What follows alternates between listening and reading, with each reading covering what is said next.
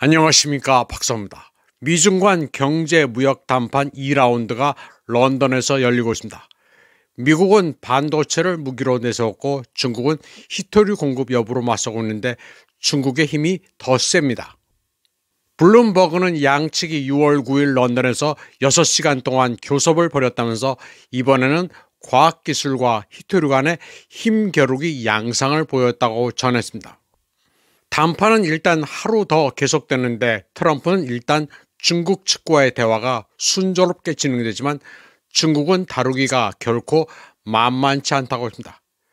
미국 재무장관 스콧 베센트는 양측이 좋은 회담을 가졌다고 말했습니다. 그러나 중국 측 협상대표인 국무원 부총리 허리펑은 회장을 나가면서 기자들에게 아무 말도 하지 않았습니다. 백악관 경제위원회 위원장 케빈 헤세트는 미국이 대중 수출 통제를 해제할 것이라면서 중국도 히토류를 대량으로 개방할 것으로 기대한다고 말했습니다. 다만 미국은 엔비디아의 H20 반도체는 거기에 포함시키지 않을 것이라고 했습니다.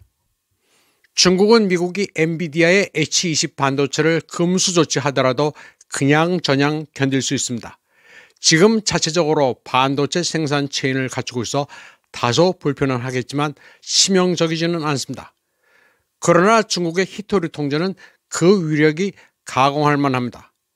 앞으로는 중국 상무부가 히토류와 관련해 철저히 그 용처를 따져서 수출한다는 방침입니다.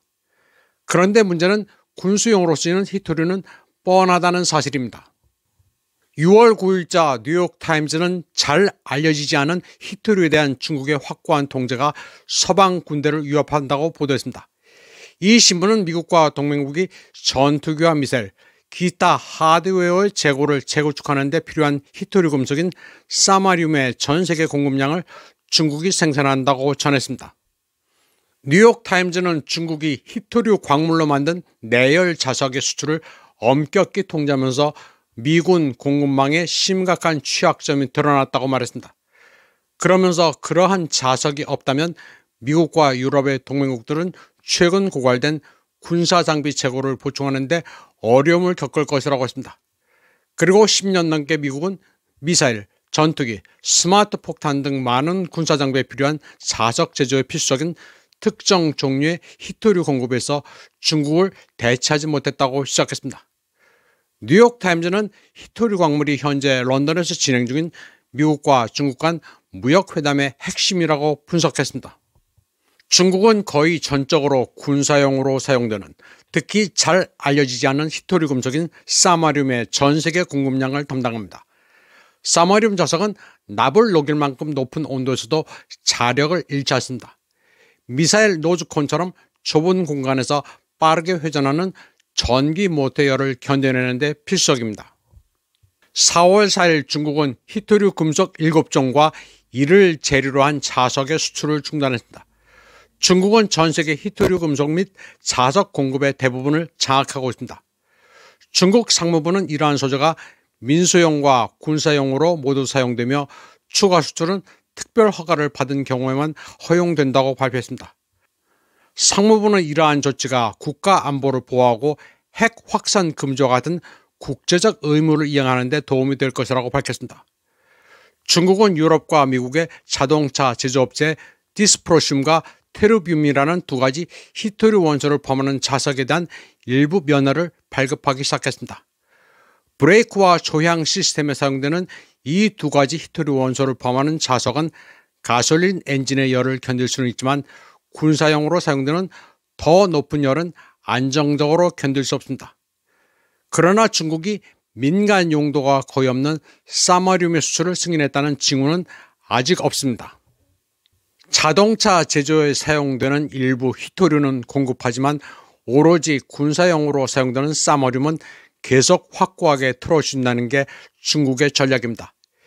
히토류 공급 회복은 미국 관리들의 최우선 과제지만 중국이 새로운 수출 허가 제도를 완전히 폐지할 것으로 예상하는 사람은 거의 없습니다. 중국에서 미국 민간 부문의 히토류 원소 확보를 위해 뛰고 있는 미국 상공회의소 회장인 마이클 하트도 전망을 부정적으로 보고 있습니다. 미국의 주요 사마리움 사용처는 군수업체인 럭히드 마틴입니다. F-35 전투기 한 대에 약 23kg의 사마리움 자석을 장착하고 있습니다.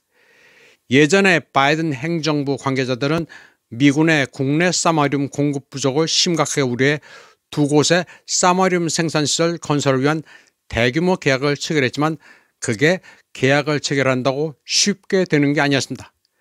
결국 미국은 전적으로 중국에 의존하게 됐습니다.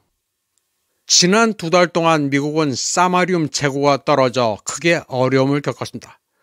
유럽 동맹국에 F-35를 팔아먹어야 하고 아태 지역에서 중국도 견제해야 하는데 사마리움이 없어 할 수 있는 게 없습니다. 트럼프 행정부는 타이완에 더 많은 무기를 공급하려 하고 있습니다. 이에 대해 중국은 역시 히토류를 무기로 적절히 반격하고 있습니다. 타이완에 무기를 공급하는 역할을 하는 일부 미국 군수업체에 제재를 가한다는 것도 결국은 히토류입니다. 지금까지 중국은 사마리움을 화학회사로 수출해왔습니다. 그러면 그 화학회사는 이를 코발트와 혼합한 뒤 자석 제조업체에 판매했고 그 자석 제조업체는 다시 군수업체에 판매했습니다. 그러나 베이징의 새로운 히토류 수출 통제 조치는 공급망의 마지막 단계에 있는 광물의 최종 사용자를 기준으로만 라이선스를 발급할 수 있도록 규정하고 있습니다.